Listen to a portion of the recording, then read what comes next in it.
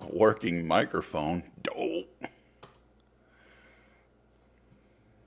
it happens, you know. What can you do? All right, let's try this again.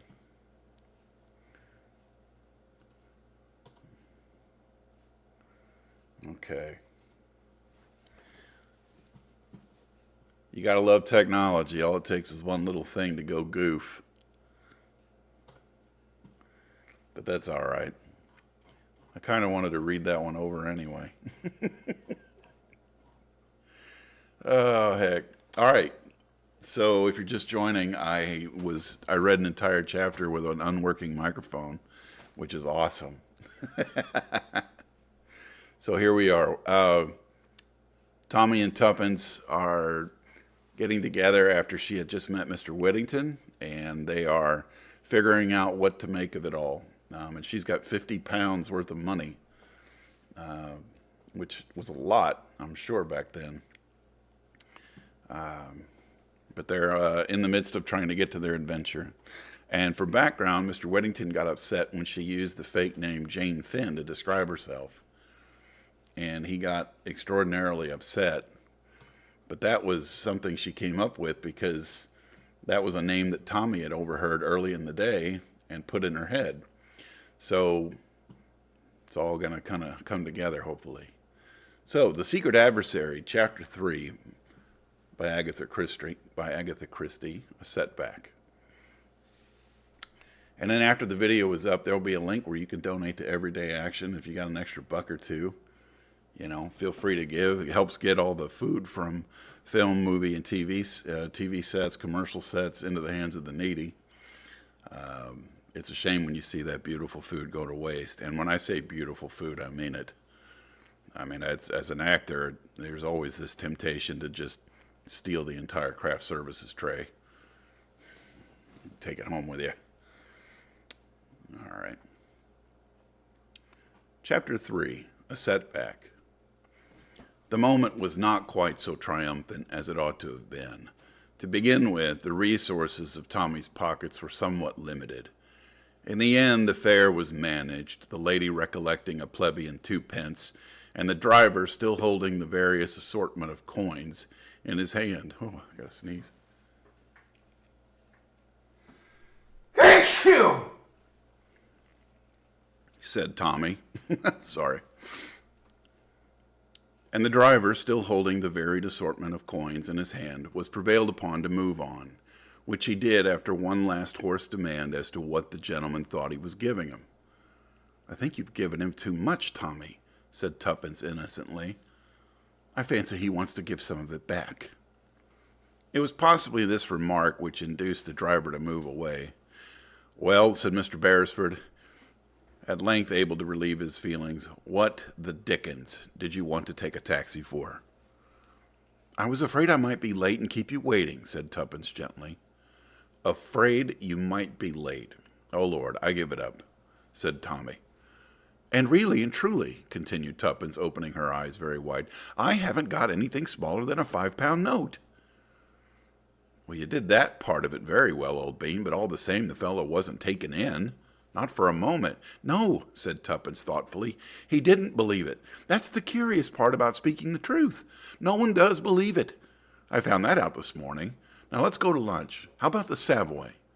Tommy grinned. "How about the Ritz?" "On second thoughts, I prefer the Piccadilly. It's nearer. We shan't have to take another taxi. Come along." "This is a new brand of humor, or is your brain really unhinged?" inquired Tommy. "Your last supposition is the correct one. I have come into money, and the shock has been too much for me. For that particular form of mental trouble, an eminent physician recommends unlimited hors d'oeuvres, lobster à l'Americaine, chicken Newburgh, and peche melba. Let's go and get them." "Tuppence, old girl, what has really come over you?" "Oh, unbelieving one," Tuppence wrenched upon her bag. "Look here and here and here." "Great Jehoshaphat, my dear girl, don't wave Fishers aloft like that. They're not Fishers. They're 5 times better than Fishers, and this one's 10 times better." Tommy groaned. "I must have been drinking unawares. Am I dreaming, Tuppence, or do I really behold a large quantity of 5-pound notes being waved about in a dangerous fashion?" Even so, O king, now will you come and have lunch? I'll come anywhere, but what have you been doing? Holding up a bank? All in good time. What an awful place Piccadilly Circus is. There's a huge bus bearing down on us. It would be too terrible if they killed the 5-pound notes. Grill room? Inquired Tommy, as they reached the opposite pavement in safety. The other's more expensive, demurred Tuppence. That's mere wicked wanton extravagance. Come on below. Are you sure I can get all the things I want there? That extremely unwholesome menu you were outlining just now? Of course you can, or as much as is good for you anyway. And now tell me, said Tommy, unable to restrain his pent-up curiosity any longer, as they sat and stayed surrounded by the many hors d'oeuvres of Tuppence's dreams. Miss Cowley told him. And the curious part is, she ended, that I really did invent the name of Jane Finn. I didn't want to give my own because of poor father, in case I should get mixed up in anything shady. Perhaps that's so, said Tommy slowly, but you didn't invent it. What? No, I told it to you. Don't you remember? I said yesterday I'd overheard two people talking about a female called Jane Finn. That's what brought the name into your mind so pat. So you did. I remember now. How extraordinary. Tuppence tailed off into silence. Suddenly she aroused herself. Tommy! Yeah. What were they like? The two men you passed? Tommy frowned in an effort at remembrance. One was a big, fat sort of chap, clean-shaven, I think, and dark. That's him! Cried Tuppence in an ungrammatical squeal. That's Whittington! What was the other man like? I can't remember. I didn't notice him particularly. It was really the outlandish name that caught my attention. And people say that coincidences don't happen. Tuppence tackled her Pechemelba happily. But Tommy had become serious. Look here, Tuppence, old girl, what is this going to lead to? More money, replied his companion. I know what. You've only got one idea in your head. I know that. You've only got one idea in your head. What I mean is, what about the next step? How are you going to keep the game up? Oh, Tuppence laid down her spoon. You're right, Tommy. It is a bit of a poser.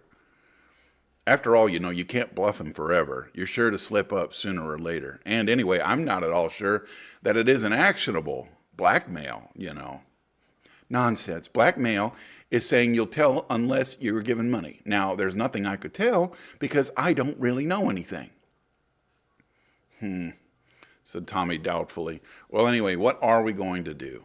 Whittington was in a hurry to get rid of you this morning, but next time he'll want to know something more before he parts with his money.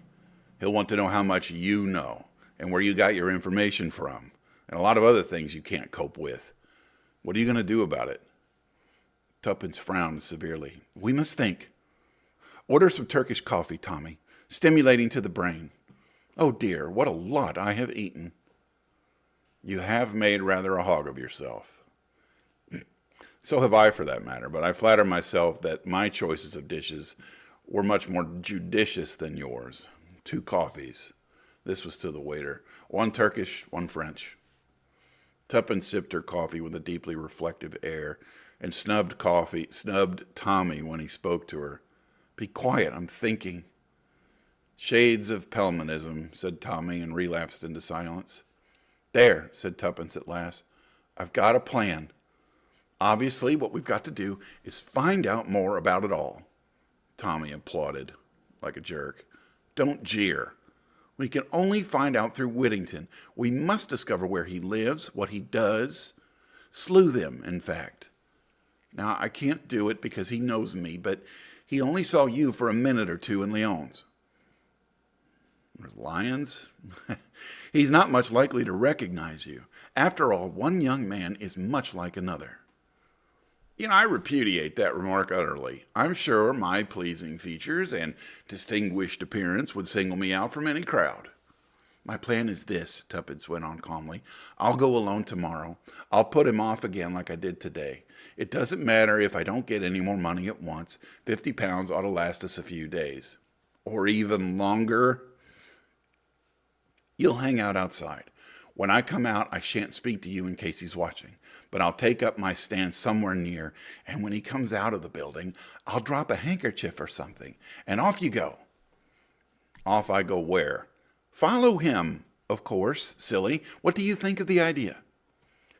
Sort of thing one reads about in books. I somehow feel that in real life, one will feel a bit of an ass, standing in the street for hours with nothing to do. People will wonder what I'm up to. Not in the city. Everyone's in such a hurry. Probably no one will even notice you at all. That's the second time you've made that sort of remark. Never mind, I forgive you. Anyway, it will be rather a lark. What are you doing this afternoon? Well, said Tuppence meditatively, I had thought of hats. Or perhaps silk stockings. Or perhaps hold hard, admonished Tommy. There's a limit to 50 pounds.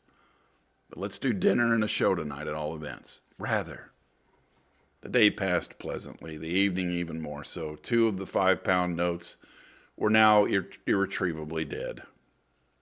They met by arrangement the following morning and proceeded citywards.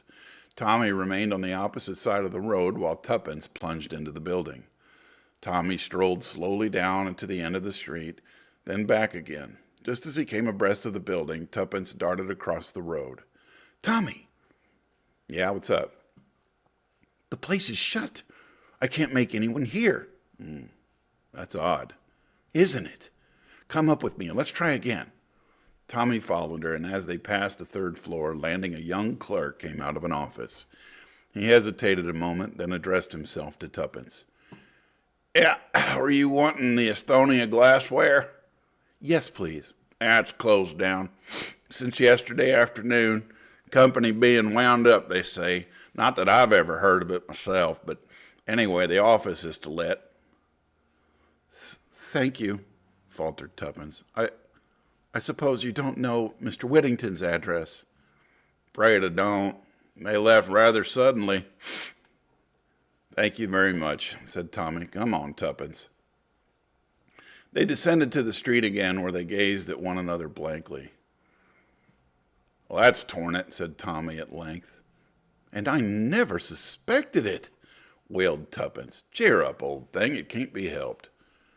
Can't it, though? Tuppence's little chin shot out defiantly. Do you think this is the end? If so, you're wrong. It's just the beginning. Well, the beginning of what? Of our adventure. Tommy, don't you see? If they are scared enough to run away like this, it shows that there must be a lot in this Jane Finn business. Well, we'll get to the bottom of it. We'll run them down. We'll be sleuths in earnest. Yeah, but there's no one left to sleuth. No, that's why we'll have to start all over again. Lend me that bit of pencil. Thanks. Wait a minute. Don't interrupt. There. Tuppence handed back the pencil and surveyed the piece of paper on which she had written with a satisfied eye. What's that? Advertisement. You're not going to put that thing in after all. No, it's a different one. She handed him the slip of paper. Tommy read the words on it aloud. Wanted. Any information respecting Jane Finn. Apply YA. Yeah, we're just going to pretend that they all speak with my accent. It's more fun anyway. Chapter 4. Who is Jane Finn? This person, Jane. The next day passed slowly. It was necessary to curtail expenditure.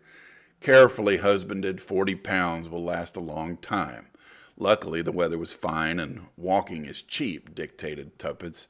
An outlying picture house provided them with recreation for the evening. The day of delusionment had been a Wednesday. On Thursday, the advertisement had duly appeared. On Friday, letters might be expected to arrive at Tommy's rooms. He's got more than one.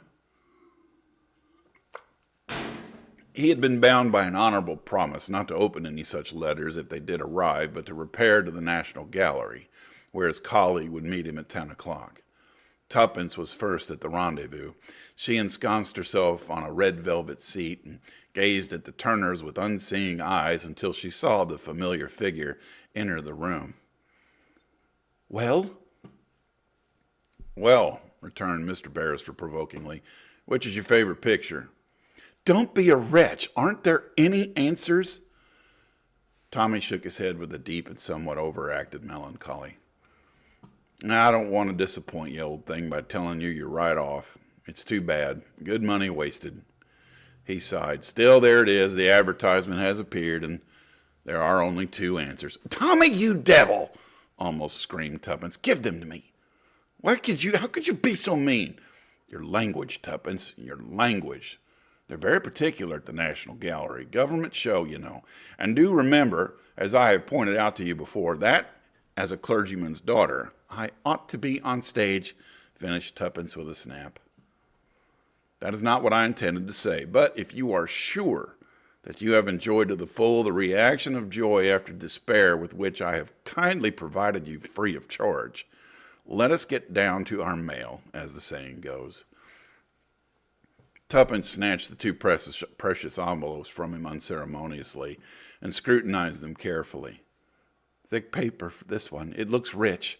We'll keep it to the last and open the other first. Right you are. 1, 2, 3, go! Tuppence's little thumb ripped open the envelope, and she extracted the contents.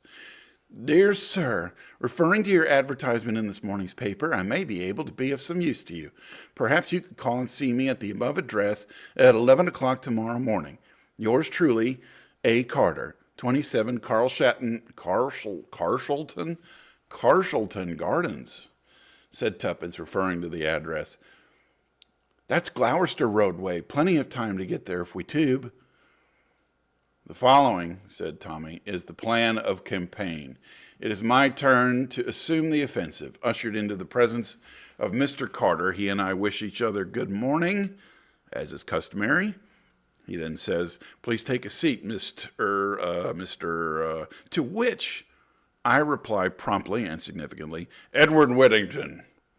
Whereupon Mr. Carter turns purple in the face and gasps out, how much? Pocketing the usual fee of £50, I rejoin you in the road outside, and we proceed to the next address and repeat the performance. Don't be absurd, Tommy. Now for the other letter. Oh, this is from the Ritz. £100 instead of 50. I'll read it. Dear sir, regarding your advertisement, I should be glad if you would call round somewhere about lunchtime. Yours truly, Julius P. Hersheimer. Ha! Said Tommy. Do I smell a Boche? Or only an American millionaire of unfortunate ancestry? At all events, we'll call it lunchtime. It's a good time. Frequently leads to free food or 2. Tuppence nodded assent. Now for Carter. We'll have to hurry. Carshalton Terrace proved to be an unimpeachable row of what Tuppence called ladylike-looking houses. They rang the bell at number 27, and a neat maid answered the door. She looked so respectable that Tuppence's heart sank. Upon Tommy's request for Mr. Carter, she showed them into a small study on the ground floor where she left them. Hardly a minute elapsed, however, before the door opened, and a tall man with a lean, hawk-like face and a tired manner entered the room. Mr. Y.A., he said and smiled. His smile was distinctly attractive. Do sit down, both of you. They obeyed. He himself took a chair opposite to Tuppence and smiled at her encouragingly. There was something in the quality of his smile that made the girl's usual readiness desert her. As he did not seem inclined to open the conversation, Tuppence was forced to begin. We wanted to know, that is, would you be so kind, as to tell us anything you know about Jane Finn? Jane Finn? Ah! Mr. Carter appeared to reflect. Well, the question is, what do you know about her? Tuppence drew herself up. I don't see that that's got anything to do with it. No, but it has, really it has. He smiled again in his tired way and continued reflectively. So that brings us down to it again. What do you know about Jane Finn? Come now, he continued as Tuppence remained silent. You must know something to have advertised as you did. He leaned forward a little. His weary voice held a little of persuasiveness. Suppose you tell me. There was something very magnetic about Mr. Carter's personality. Tuppence seemed to shake herself free of it with an effort, as she said, We couldn't do that, could we, Tommy? But to her surprise, her companion did not back her up. His eyes were fixed on Mr. Carter, and his tone when he spoke held an unusual note of deference or deference. I dare say the little we know would be of any good to you, sir, but such as it is, you're welcome to it. Tommy! Cried out Tuppence in a surprise. Mr. Carter slewed round in his chair. His eyes asked the question. Tommy nodded. Yes, sir, I recognized you at once. Saw you in France when I was in the intelligence. As soon as you came into the room, I knew. Mr. Carter held up his hands. No names, please. I'm known as Mr. Carter here. It's my cousin's house, by the way. She's willing to lend it to me sometimes when it's a case of working on strictly unofficial lines. Well, now, he looked from the one to the other. Who's going to tell me the story? Wow, they found an international man of mystery. Fire ahead, Tuppence, directed Tommy. It's your yarn. Yes, little lady, out with it. And obediently Tuppence did out with it, telling the whole story from the forming of the young adventurers limited downwards. Mr. Carter listened in silence with a resumption of his tired manner. Now and then he passed his hand across his lips as though to hide a smile. When she had finished, he nodded gravely. Not much, but suggestive, quite suggestive. If you'll excuse my saying so, you're a curious young couple. I don't know. You might succeed where others have failed. I believe in luck, you know. Always have. He paused a moment and then went on. Well, how about it? You're out for adventure. How would you like to work for me? All quite unofficial, you know. Expenses paid and a moderate screw. Tuppence gazed at him, her lips parted, her eyes growing wider and wider. What should we have to do? She breathed. Mr. Carter smiled. Just go on with what you're doing for now. Find Jane Finn. Yes, but who is Jane Finn? Mr. Carter nodded gravely. Yes, you're entitled to know that, I think. He leaned back in his chair, crossed his legs, brought the tip of his fingers together, and began in a low monotone. Secret diplomacy, which, by the way, is nearly always bad policy, does not concern you. It will be sufficient to say that in the early days of 1915, a certain document came into being. It was the draft of a secret agreement, treaty, call it what you like. It was drawn up, ready for signature by the various representatives, and drawn up in America, at that time a neutral country. It was dispatched to England by a special messenger selected for that purpose, a young fellow named Danvers.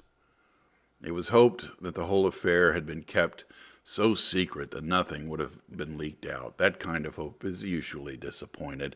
Somebody always talks. Danvers sailed for England on the Lusitania. He carried the precious papers in an oilskin packet which he wore next to his skin.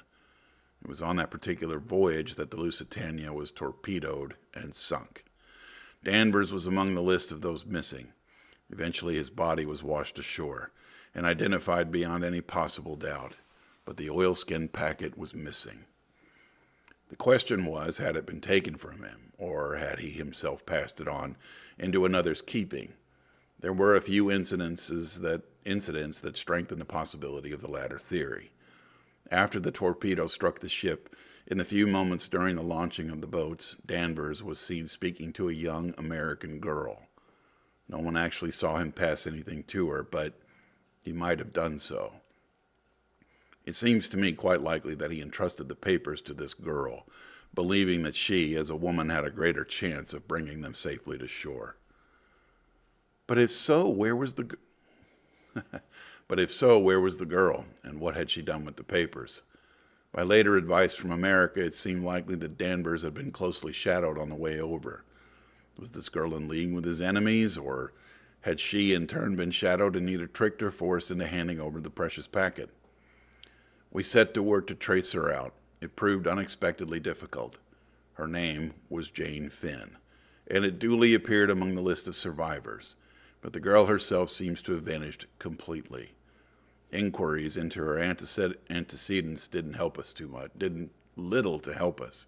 She was an orphan, and had been what we would call over here a pupil teacher in a small school out west. Her passport had been made out for Paris, where she was going to join the staff of a hospital. She had offered her services voluntarily, and after some correspondence, they had accepted. Having seen her name in the list of the saved from the Lusitania, the staff of the hospital were naturally very surprised at her not arriving to take up her billet, and at not hearing from her in any way. Well, every effort was made to trace the young lady, but all in vain. We tracked her across Ireland, but nothing could be heard of her after she set foot in England. No use was made of the draft treaty, as might very easily have been done, and therefore we came to the conclusion that Danvers had, after all, destroyed it. The war entered on another phase, the diplomatic aspect changed accordingly, and the treaty was never redrafted. Rumors as to its existence were emphatically denied. The disappearance of Jane Finn was forgotten, and the whole affair was lost in oblivion. Mr. Carter paused, and Tuppence broke in impatiently. "But why has it all cropped up again? The war's over." Excuse me. A hint of alertness came into Mr. Carter's manner, because it seems that the papers were not destroyed after all, and that they might be resurrected today with a new and deadly significance. Tuppence stared. Mr. Carter nodded. "Yes, 5 years ago that draft treaty was a weapon in our hands. Today it is a weapon against us. It was a gigantic blunder. If its terms were made public, it would mean disaster. It might possibly bring about another war. Not with Germany this time. That is an extreme possibility, and I do not believe in its likelihood myself, but that document undoubtedly implicates a number of our statesmen whom we cannot afford to have discredited in any way at the present moment. As a party cry for labor, it would be irresistible, and a labor government at this juncture would, in my opinion, be a grave disability for British trade. But that is mere nothing to the real danger." He paused and then said quietly, "You may perhaps have heard or read that there is a Bolshevist influence at work behind the present labor unrest." Tuppence nodded. "That is the truth. Bolshevist gold is pouring into this country for the specific purpose of procuring a revolution. And there is a man whose real name is unknown to us, who is working in the dark for his own ends. The Bolshevists are behind the labor unrest, but this man is behind the Bolshevists. Who is he? We do not know. He is always spoken of by the unassuming title of Mr. Brown. But one thing is certain, he is the master criminal of this age. He controls a marvelous organization. Most of the peace propaganda during the war was originated and financed by him. His spies are everywhere." "A naturalized German?" asked Tommy. "On the contrary, I have every reason to believe he's an Englishman. He was pro-German, as he would not have been pro-Boer. What he seeks to attain we do not know, probably supreme power for himself, of a kind unique in history. We have no clue as to his real personality. It is reported that even his own followers are ignorant of it. Where we have come across his tracks, he has always played a secondary part. Somebody else assumes the chief role, but afterwards we always find that there has been some nonentity, a servant or a clerk, who has remained in the background unnoticed, and that the elusive Mr. Brown has escaped us once more." Thank you, Altree, for sharing alive, and thank you, Christina, for the follow. "Oh," Tuppence jumped, "I wonder." "Yes?" "I remember in Mr. Whittington's office, the clerk, he called him Brown. You don't think—" Carter nodded thoughtfully. "Very likely. A curious point is that the name is usually mentioned. An idiosyncrasy of genius. Can you describe him at all?" "I really didn't notice. He was quite ordinary, just like anyone else." Mr. Carter sighed in his tired manner. "That is the invariable description of Mr. Brown. Brought a telephone message to the man Whittington, did he? Notice a telephone in the outer office?" Tuppence thought, "No, I don't think I did." "Exactly. That message was Mr. Brown's way of giving an order to his subordinate. He overheard the whole conversation, of course. Was it after that Whittington handed you over the money and told you to come the following day? Tuppence nodded. Yes, undoubtedly the hand of Mr. Brown. Mr. Carter paused. Well, there it is. You see what you are pitting yourselves against. Possibly the finest criminal brain of the age. I don't quite like it, you know. You're such young things, both of you. I shouldn't like anything to happen to you. It won't, Tuppence assured him positively. I'll look after her, sir. And I'll look after you, retorted Tuppence, resenting the manly assertion. Well, then, look after each other, said Mr. Carter smilingly. Now, let's get back to business. There's something mysterious about this draft treaty that we haven't fathomed yet. We've been threatened with it, in plain and unmistakable terms. The revolutionary element as good as declare that it's in their hands, and that they intend to produce it at a given moment. On the other hand, they are clearly at fault about many of its provisions. The government considered it a mere bluff on their part, and, rightly or wrongly, have stuck to the policy of absolute denial. I'm not so sure. There have been hints, indiscreet allusions, that seem to indicate that the menace is a real one. The position is much as though they had got hold of incriminating document, but couldn't read it because it was in cipher. But we know that the draft treaty wasn't in cipher. It couldn't be in the nature of the thing. So that won't wash. But there's something. Of course, Jane Finn may be dead for all we know, but I don't think so. The curious thing is that they're trying to get information about the girl from us. What? Yes, one or two little things have cropped up, and your story, little lady, confirms my idea. They know we're looking for Jane Finn. Well, they'll produce a Jane Finn of their own, say at a pensionnat in Paris. Tuppence gasped, and Mr. Carter smiled. No one knows in the least what she looks like, so that's all right. She's primed with a trumped-up tale, and her real business is to get as much information as possible out of us. See the idea?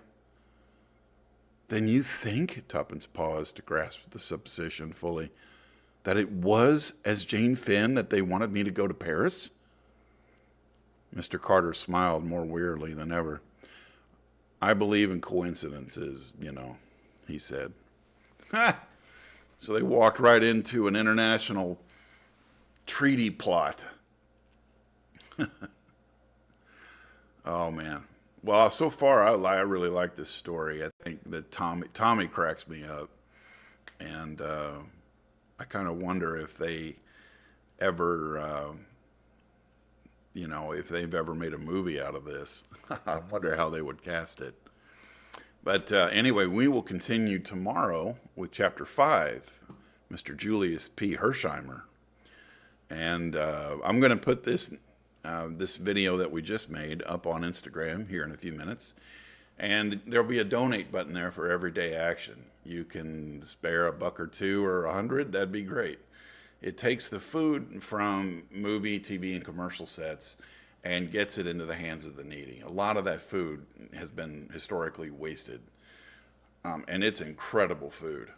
So, great charity. If you can help out, please do. But you're not required to. What you are required to do is come in, just relax and enjoy. So anyway, we will see you tomorrow at 6 p.m. Pacific. All right? Take care and have a wonderful evening.